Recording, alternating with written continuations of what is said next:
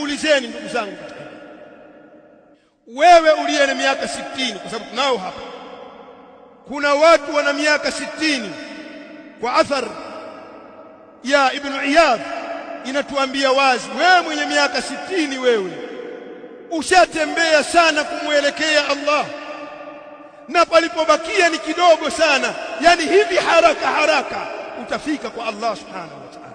Usidhani wala vile vile usije ukajiaminisha kuwa una 60 nyingine, una 60 hapo ulipo utakuja kupata 60 nyingine. Usijiaminishe, na kama Allah subhanahu wa ta'ala akikuruzuku kwa hilo, mshukuru Allah. Kadhalika mwenye miaka 50 afikirie athari hii, mwenye miaka chini ya hapo, kwa sababu hujui wewe ajali yako ni lini.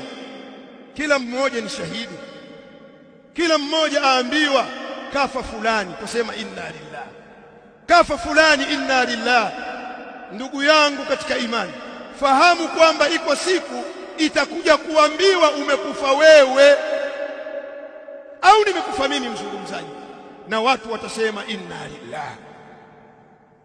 Yani kuondoka kwako wewe husimamishi chochote katika shughuli za walimwengu, fahamu, wala hutobadilisha chochote katika shughuli za walimwengu, ila tu iwe umeondoka na kheri, kuna kheri.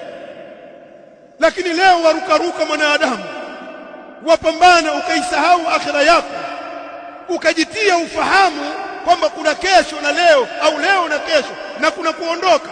Unajitia ufahamu.